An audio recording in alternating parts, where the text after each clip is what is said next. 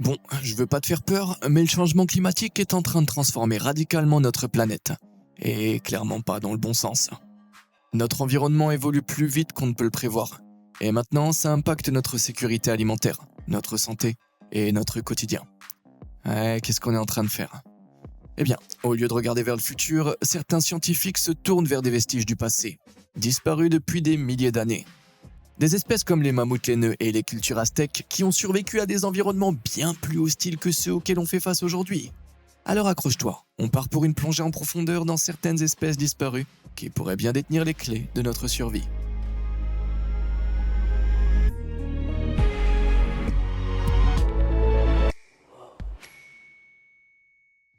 Céréales fatales. C'est quoi ton type de céréales préféré? Les carrés de blé complet? Ou t'es plutôt du genre Fruit Loops? Peu importe ce que tu préfères, tu devrais peut-être commencer par faire des stocks dès maintenant. Tu vois, le réchauffement climatique impacte dangereusement les rendements annuels du blé. Une culture essentielle pour tout buffet du brunch. Le blé est l'ingrédient clé de tout, du pain aux pâtes. C'est tellement un aliment de base qu'il représente environ 20% de toutes les protéines et calories consommées dans le monde. Le blé pousse mieux avec des températures comprises entre 21 et 24 degrés. Et le réchauffement climatique modifie le climat à un tel point que dans des régions historiquement plus fraîches comme l'Amérique du Nord et l'Europe, la production de blé pourrait augmenter de plus de 5% dans les années à venir. Plus de céréales. Cependant, les bonnes nouvelles s'arrêtent là. Parce que le blé a aussi besoin d'eau. En général, les cultures ont besoin de 45 à 53 cm d'eau pour arriver à maturité. Mais un climat plus chaud veut aussi dire un climat plus sec, donc des zones importantes comme l'Inde, qui produit 14% du blé mondial, vont subir des baisses de rendement de 3% ou plus à cause de la sécheresse. Ça veut dire que même si les climats plus chauds vont augmenter le nombre d'endroits où le blé peut pousser, le manque d'eau va finalement annuler cet avantage. Globalement, on prévoit que les rendements du blé vont chuter de 6,4% pour chaque hausse de 1 degré de la température. Ça veut dire que les pertes de rendement du blé atteindront un inquiétant 12% en moins de 80 ans. Le prix du blé va exploser au point que les produits comme le pain et les céréales deviendront inaccessibles pour la majorité des gens qui en dépendent aujourd'hui. Les céréales pourraient devenir de la contrebande. Des gangs pourraient commencer à gérer des boulangeries clandestines en trafiquant du pain au levain. Les gâteaux pourraient devenir illégaux. Et ce n'est que le début. La hausse des températures mondiales va aussi provoquer le déclin d'autres aliments de base comme le riz et le maïs. À cause de l'impact des climats chauds et du manque de pluie, le maïs devrait voir ses rendements mondiaux chuter de plus de 24% d'ici 2030. Et c'est dans quelques années à peine. Pendant ce temps, le riz, aliment de base du quotidien pour plus de 3,5 milliards de personnes dans le monde, devrait diminuer de 10% pour chaque augmentation de 1 degré. Et le truc vraiment flippant, c'est que ces trois cultures seulement, le riz, le blé et le maïs, fournissent presque la moitié des calories mondiales. Pour empirer les choses encore, les scientifiques prévoient que le réchauffement va rendre les maladies fongiques, comme la brûlure des feuilles du maïs, encore plus agressives. Cette saleté de maladie provoque des excroissances grises et nécrotiques qui poussent sur les épis de maïs, les ravageant jusqu'à leur donner un aspect tout droit sorti de Stranger Things. Les épidémies de cette maladie sont catastrophiques, réduisant les rendements jusqu'à 70%. Elle a causé une perte alarmante de 1,89 million de tonnes de grains en 2012 et un inquiétant 3,36 millions de tonnes en 2013. Et en plus, on prévoit que ce champignon va s'adapter aux températures plus élevées pour rendre les épidémies non seulement plus graves, mais aussi plus difficiles à combattre en sélectionnant des cultures résistantes. C'est l'apomaïslips. Alors, on va tous devoir se mettre au régime? Peut-être que d'ici 2030, je passerai enfin un body de daron prêt pour la plage. Heureusement, on n'en est pas encore à des mesures aussi extrêmes. Parce qu'il existe une culture rose flashy qu'on peut utiliser à la place du blé et du maïs. L'amarante. Non, pas Amourante la streameuse jacuzzi. L'amarante, une culture ancienne utilisée par les Aztèques il y a plus de 700 ans. Elle était autrefois considérée comme une plante sacrée, source de vie, que les agriculteurs mangeaient rituellement avec du sang humain avant de disperser les graines dans les champs. Et les colonisateurs espagnols ont interdit au peuple aztèque et maya de cultiver cette plante sacrée par peur de son lien rituel avec la population, ce qui a fait disparaître d'immenses récoltes. Pourtant, la plante a continué de pousser en cachette comme une mauvaise herbe. Les habitants ont secrètement conservé les graines et les ont transmises de génération en génération. Aujourd'hui, les agriculteurs s'y intéressent comme culture d'avenir car elle résiste à la sécheresse, parfaite pour des climats plus chauds et plus secs. Et avec toutes ces bouches à nourrir, c'est une bonne nouvelle que toute la plante de 2,40 m soit comestible, des feuilles jusqu'aux graines. Et il existe en plusieurs couleurs, avec des feuilles allant du vert clair au rouge foncé. Les tiges sont aussi surmontées de grandes plumes remplies de graines rouges, oranges ou vertes. En Afrique ou en Asie, l'amarante est consommée depuis longtemps comme légume, et maintenant elle pourrait bien devenir un accompagnement courant dans les assiettes occidentales. Aujourd'hui, des agriculteurs au Guatemala, au Mexique et aux États-Unis collaborent pour la cultiver. Cette culture ancestrale oubliée revient de force. Mais pour nourrir le monde, on va avoir besoin de plus qu'une seule culture résistante au climat. Heureusement, dans les années 80, des chercheurs du Rhode Island Institute ont identifié une nouvelle espèce appelée Agropyre intermédiaire, une céréale proche du blé traditionnel qui, incroyablement, était sous notre nez depuis le début. Ouais, c'est un peu gênant. Ce n'est même pas qu'elle avait disparu, on n'avait juste jamais reconnu son potentiel. Et ça, c'est encore plus dingue. Quoi qu'il en soit, en 2019, on a enfin réussi à la domestiquer en la nommant Kernza. Contrairement aux autres blés qui doivent être ressemés chaque année avec de nouvelles graines, le Kernza peut rebousser à partir des mêmes racines. Et c'est parce qu'il développe un système racinaire profond qui descend à plus de 3 mètres dans le sol, alors que les autres blés atteignent au maximum 1,50 m. Ça donne au Kernza une capacité incroyable à repousser encore et encore, ce qui en fait un héros de l'agriculture. Normalement, quand les agriculteurs replantent chaque année, ça demande énormément d'eau, d'engrais et d'énergie, ce qui génère des tonnes d'émissions de carbone. Mais les racines du Kernza restent dans le sol. Et non seulement elles stockent plus de carbone, mais elles réduisent aussi les besoins en eau et en engrais. Et comme le champ n'a pas besoin d'être labouré pour ressemer, ça évite aussi l'érosion des sols. Ça, c'est ce qu'on appelle une superculture. Même si les chercheurs travaillent encore à améliorer les rendements, des agricultures dans le Minnesota, le Kansas et le Montana cultivent déjà près de 1600 hectares de Kernza. Bon, je pense que la seule question qui reste, c'est est-ce que tu échangerais tes céréales préférées contre du Kernza pour sauver la planète ? En remplaçant tes Apple Jacks par des Amaranth Jacks ? Pour le Kernza, lâche un like et pour les Amaranth Jacks, abonne-toi. C'est fait ? Parfait. Maintenant, qu'est-ce qui pourrait encore nous sauver de notre destin fatal ? Fuera vida loca. Si je pouvais voyager dans le temps, j'irais dans le futur, parce que je pourrais voir toutes les technologies incroyables qu'on va inventer. Et regarder Fast and Furious 99. Attends, toi tu vas aller dans le passé ? Bah, c'est pas une idée folle, hein. L'histoire est remplie de maladies atroces. L'une des pires étant la lèpre, une maladie mortelle et défigurante qui faisait des ravages en Europe il y a plus de 800 ans, causant des dégâts nerveux et cutanés absolument terrifiants. En l'an 1200, on comptait environ 19 000 hôpitaux dédiés à la lèpre en Europe. C'est dire à quel point c'était grave. Heureusement, grâce aux antibiotiques modernes, l'infection bactérienne qui cause la lèpre peut aujourd'hui être traitée. Et elle est sur le point de disparaître définitivement. Cependant, elle reste une menace active dans les pays en développement au climat tropical. Alors que de nombreux scientifiques cherchent à l'éradiquer, une équipe de l'université d'Édimbourg cherche à l'exploiter. Ouais, ça paraît complètement fou. Mais avant de juger l'idée, il faut comprendre ce qu'est réellement la lèpre. La lèpre est causée par une bactérie appelée Mycobacterium leprae, qui se transmet par une exposition prolongée à une personne infectée non traitée qui tousse ou éternue. La bactérie se développe très lentement, et il peut falloir jusqu'à 20 ans avant que les symptômes apparaissent. Les effets peuvent être dévastateurs car elle attaque les nerfs, ce qui provoque une perte de sensibilité. Sans capacité à ressentir le toucher ou la douleur, les personnes atteintes accumulent souvent de nombreuses blessures dont elles ne se rendent pas compte immédiatement, et la peau infectée devient sèche et s'écaille. Sans traitement, les dommages nerveux importants peuvent entraîner une paralysie des mains et des pieds. Encore plus flippant, le corps peut réabsorber progressivement les membres atteints. Alors pourquoi les scientifiques donneraient-ils le feu vert à une maladie aussi horrible ? Eh bien, il s'avère que la bactérie Mycobacterium leprae peut inverser les dommages du foie. Le foie est un organe vital qui remplit certaines fonctions, du traitement du sang à la création de nutriments en passant par la métabolisation des médicaments. C'est la machine à détox du corps, bien plus efficace que n'importe quelle cure de jus de Gwyneth Paltrow pourrait recommander.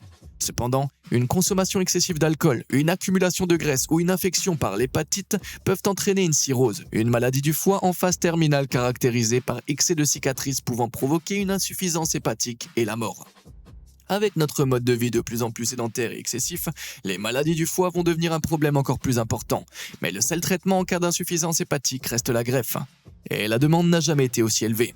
Plus de 100 millions de personnes, rien qu'aux États-Unis, souffrent d'une forme de maladie du foie. Et un énorme 20% de celles qui ont besoin d'une greffe deviendront trop malades et mourront avant de pouvoir en bénéficier. Mais la lèpre pourrait bien offrir une solution alternative. Des expériences sur des tatous infectés par la lèpre, la seule autre espèce capable de la porter, ont montré que la bactérie pouvait presque doubler la taille du foie. Les cellules hépatiques infectées subissent une reprogrammation partielle, revenant à un état immature qui leur permet de se diviser et de se régénérer, produisant ainsi davantage de cellules saines. C'est, de manière assez étrange, une stratégie de survie de la bactérie qui s'assure ainsi d'avoir plus de tissus sains à infecter et à consommer, à la fois dégoûtant et ingénieux. Si ce mécanisme est bien maîtrisé, cela pourrait représenter une avancée médicale majeure, en offrant un traitement vital pour les personnes nécessitant une greffe du foie. Il existe aussi des indices suggérant que la bactérie pourrait être utilisée pour inverser d'autres signes du vieillissement.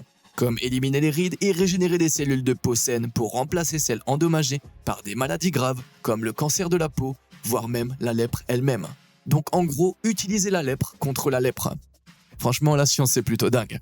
Cependant, toutes ces idées restent encore à prouver, car les expériences n'ont été menées que sur des tatous et n'ont pas encore été testées sur l'homme. On ne sait toujours pas si ça fonctionnera, mais si Gwyneth Paltrow commence à vendre une méthode pour réparer ton foie avec la lèpre, ce ne sera peut-être pas si absurde que ça. Par contre, évite ces œufs de jade, ça c'est vraiment n'importe quoi. Debout et café. T'es plutôt du matin ou du soir? Tu sautes du lit en pleine forme ou tu deviens humain qu'après un café? Eh bien, pour les oiseaux de nuit, j'ai une mauvaise nouvelle bien serrée. Le café est en train de disparaître. Avec ce qui ressemble à un Starbucks à chaque coin de rue en Amérique, c'est impossible d'imaginer une pénurie de café. Pourtant, le scientifique prévoit jusqu'à 60% des espèces de café pourraient disparaître dans un futur très proche. Actuellement, il existe 124 espèces de café sauvages, dont les grains sont moulus pour faire notre petit café du matin. Cependant, 75 de ces espèces sont menacées d'extinction. Tu ne le sais peut-être pas, mais le type de café le plus populaire pour un usage commercial, l'Arabica, est déjà sur la liste des espèces menacées. On prévoit que le café Arabica pourrait disparaître en à peine 60 ans. Alors pourquoi le café est-il en danger? Est-ce que des bandes de hipsters en roue libre pillent des plantations pour voler les meilleurs grains pour leur soirée poésie? Eh bien, étonnamment, ce ne sont pas les hipsters les coupables, mais des lois environnementales trop laxistes. Sur les 124 espèces de café sauvages, 35 poussent dans des zones sans protection environnementale. Ces espèces ont été dévastées par la déforestation car elles ont besoin d'un environnement forestier pour se développer. Les arbres protègent les cultures de café en faisant circuler des nutriments du sol, en stockant l'eau et en réduisant les températures grâce à leur ombre. En plus de cela, les cultures de café sont vulnérables à la hausse des températures causées par le réchauffement climatique. Les experts estiment que 50% des terres utilisées pour cultiver le café ne seront plus exploitables d'ici 2100. Le café pourrait connaître une fin bien amère. Et ça n'impacterait pas seulement nous, les accros à la caféine, mais aussi de nombreuses économies africaines. À lui seul, l'Éthiopie représente 3% de la production mondiale de café, et l'industrie du café représente 60% des revenus d'exportation en Afrique, soutenant 15 millions de travailleurs. Une disparition du café pourrait provoquer une perte massive de moyens de subsistance. Mais il existe un cousin oublié du café qui pourrait sauver à la fois les insomniaques et les travailleurs du secteur. Une plante peu connue appelée Coffea stenophylla. Un café sauvage rare d'Afrique de l'Ouest qui a un goût similaire à l'Arabica, mais qui résiste mieux aux environnements plus chauds. Il est parfait pour le climat de plus en plus chaud qu'on a nous-mêmes provoqué. Youpi. Donc, les amateurs de café pourraient bientôt passer à un nouveau grain révolutionnaire qui rassemble énormément à l'ancien. Parfait pour ceux qui détestent le changement.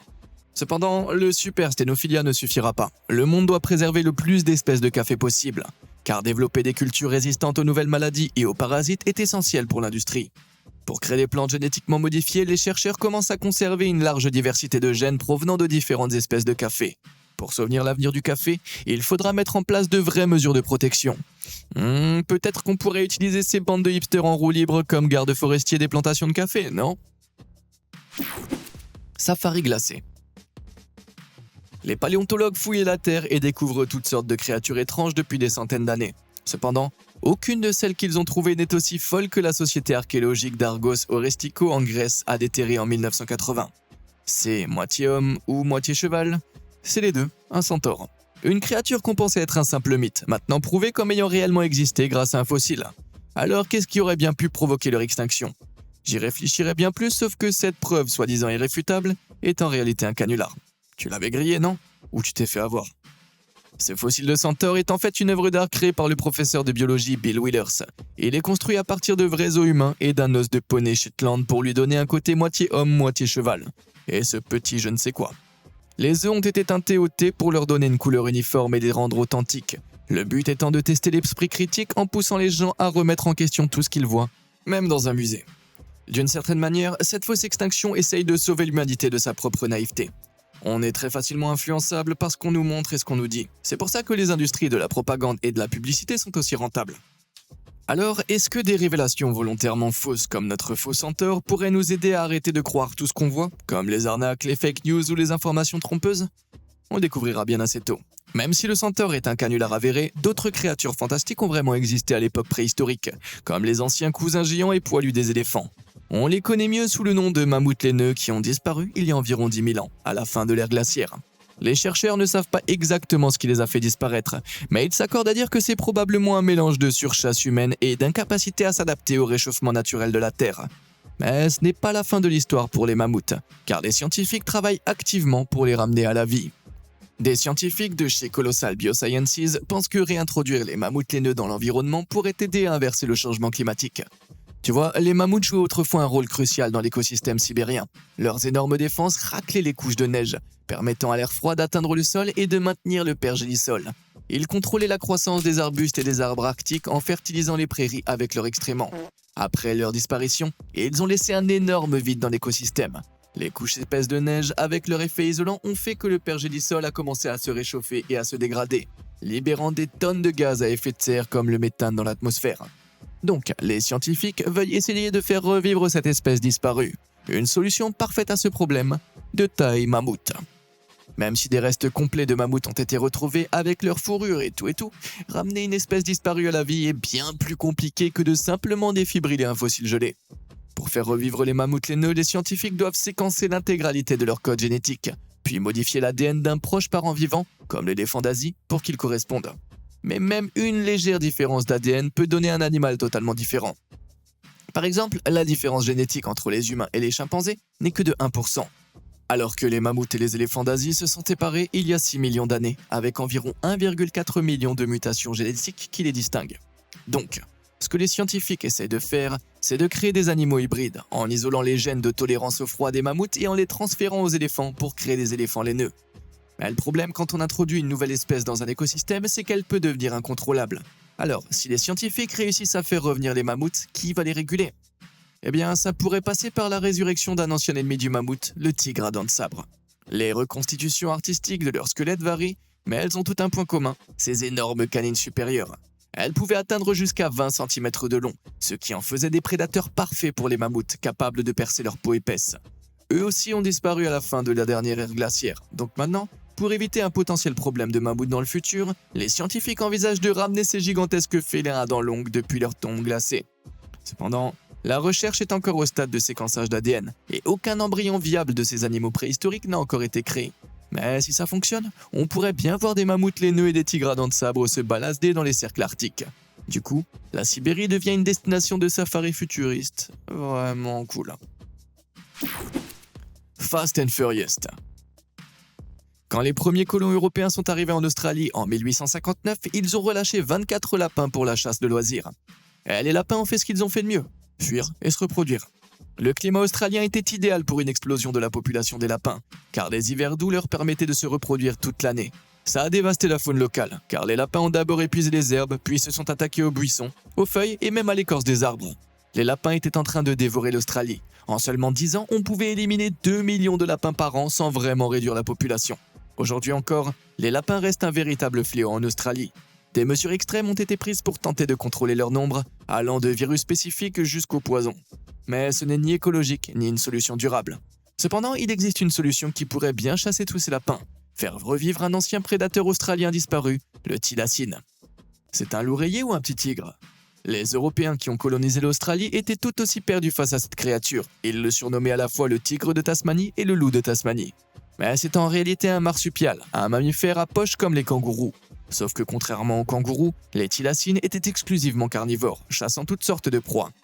Il aurait sans doute permis de contrôler les populations de lapins sauvages en Australie, mais malheureusement les thylacines ont disparu à cause de la destruction de leur habitat et des campagnes d'abattage. Le dernier thylacine est mort dans un zoo en 1936, et c'est le seul de son espèce à avoir été filmé. Cependant, de nouveaux thylacines pourraient devenir des stars du cinéma dans le futur, car des scientifiques de chez Colossal Biosciences travaillent activement à les ramener à la vie. Comment ? En séquençant l'ADN du thylacine et en insérant ses gènes dans un embryon de son plus proche parent vivant, le Dasyuridae. Le thylacine jouait un rôle essentiel dans l'écosystème australien, et avec une future avancée, il pourrait devenir la solution au problème des lapins. Bonne nouvelle pour l'Australie, mais très mauvaise nouvelle pour tous ces lapins. L'arme de singe. En Occident, on dit qu'une pomme par jour éloigne le médecin.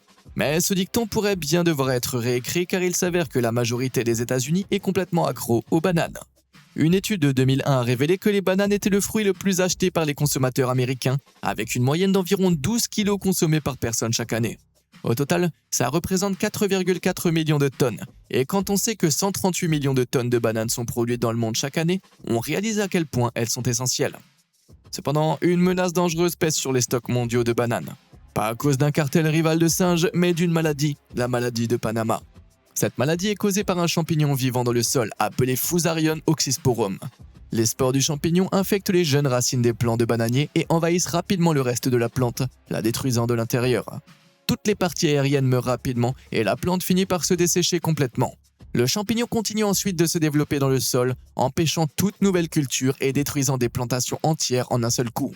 Il a déjà anéanti des plantations mondiales de bananes Gros Michel dans les années 1950 et 1960, qui était à l'époque la variété la plus vendue. Oui, était. Ce que l'on considère comme une banane normale n'est qu'une variété parmi plus de 1000 variétés différentes dans le monde. Certaines ont la peau bleue, d'autres rouges.